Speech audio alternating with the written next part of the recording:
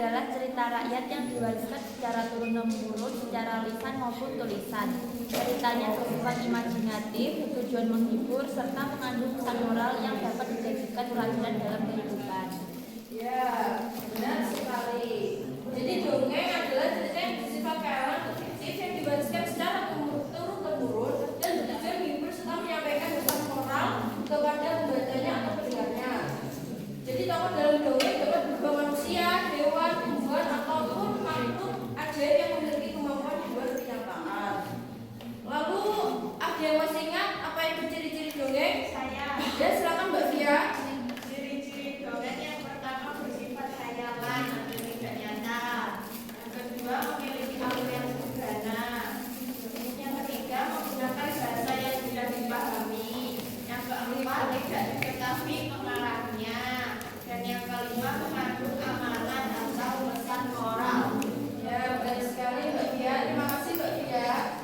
Jadi ciri-ciri dongeng yang pertama ceritanya singkat, yang kedua kalimat pembuka umumnya diawali dengan pada zaman dahulu, pada masa silam, al-kisah, kemudian hari, dan sebagainya. Lalu yang ketiga memiliki alur yang sederhana. Yang keempat, karakter atau tokoh di dalam cerita biasanya tidak disampaikan dengan rinci. Yang kelima, ada dua tokoh dengan watak yang berlawanan, yaitu baik dan jahat. Yang keenam, ada dengan dia menceritakan kisah. Dan yang ketujuh, bersifat fiktif atau khayalan. Yang kedelapan, mengandung pesan moral yang bisa dipelajari oleh pendengar atau pembaca. Dan yang terakhir, kesembilan, tidak diketahui dengan pasti siapa pengarangnya.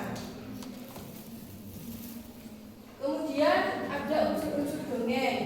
Yang pertama ada tema, yaitu gagasan atau ide utama dari cerita dongeng. Yang kedua, latar, keterangan suasana waktu dan ruang terjadinya suatu peristiwa.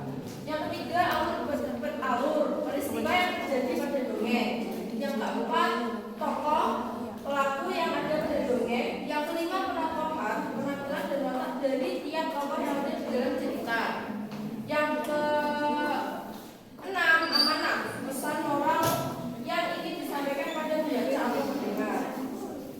Apa saja unsur dongeng anak-anak?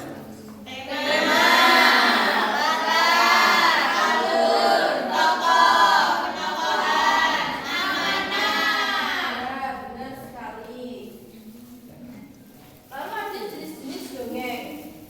Yang pertama ada fabel, merupakan cerita yang berkaitan dengan dua hewan, di mana hewan itulah yang menjadi pemeran utama dari dongeng tersebut. Yang kedua ada jenaka, merupakan dongeng yang tema dari ceritanya bertemakan humor sehingga membuat pembaca tertawa dan bersuara menyenangkan. Yang ketiga legenda, merupakan cerita rakyat yang ada di kehidupan masyarakat dan berhubungan dengan tentang suatu peristiwa. Biasanya legenda ini berkaitan dengan asal-usul dari suatu tempat. Yang keempat ada mite atau mitos, merupakan cerita yang berhubungan dengan hal-hal yang menyenggol suatu kepercayaan masyarakat yang bersifat tidak masuk akal.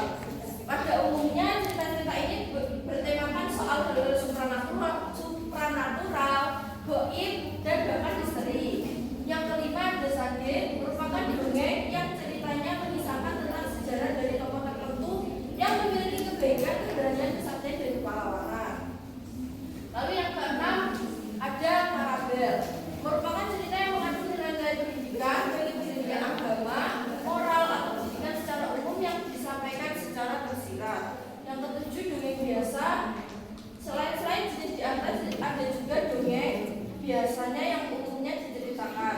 Dongeng ini memuat cerita suka duka dan impian seseorang. Apa saja jenis-jenis dongeng anak-anak? Fabel,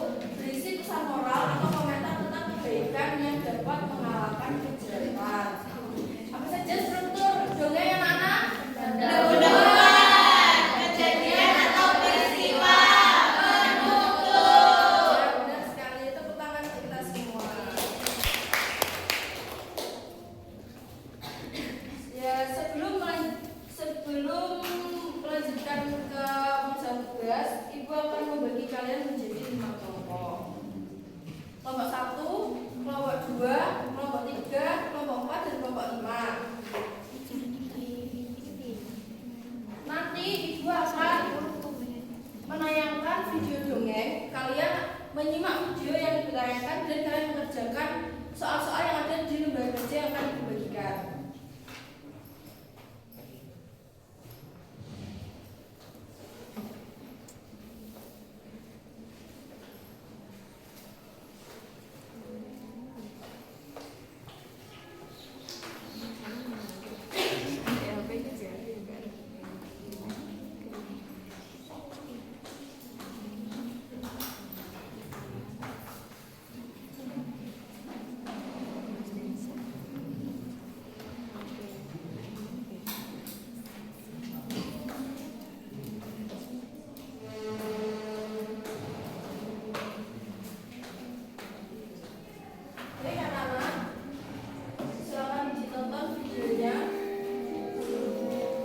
Bawang merah dan bawang putih. Pada suatu hari, di sebuah desa jauh di sana, tinggallah seorang ibu yang memiliki 2 anak dan 2 wajah kawan. Kedua anak itu diberi nama bawang merah dan bawang putih. Bawang putih sebagai anak berarti bawang merah dan bawang putih memiliki sifat yang sama berbeda. Bawang merah. Baik anak-anak, silakan mengerjakan soal-soal yang ada pada lembar kerja yang sudah dibagikan. Ibu beri waktu 15 menit, apakah cukup? Silakan dikerjakan anak-anak. Iya, Bu. Apakah sudah selesai semua?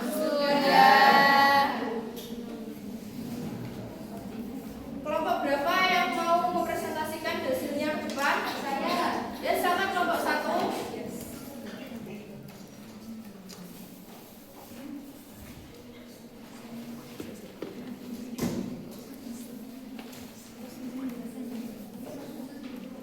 Satu, apa pesan moral utama yang dapat kamu temukan dalam dongeng tersebut? Pesan moral utamanya adalah kita harus selalu bersikap baik, jujur, sabar, dan tulus dalam membantu orang lain. Dongeng ini juga mengajarkan bahwa sifat iri hati, serakah, dan tidak adil akan membawa akibat yang buruk.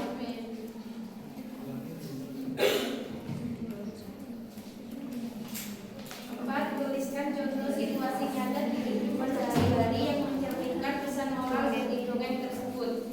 Contohnya saat melihat teman kesulitan belajar, kita membantu dengan ikhlas tanpa mengejeknya. Contoh lain, ketika mendapat tugas kelompok, kita bekerja sama dengan jujur dan tidak merasa paling hebat.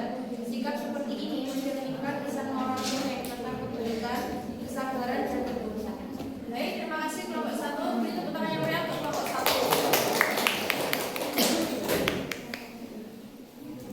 Baik anak-anak, sebelum Ibu mengakhiri pembelajaran pada hari ini, apa kesimpulan pembelajaran hari ini? Kita sudah mempelajari apa saja?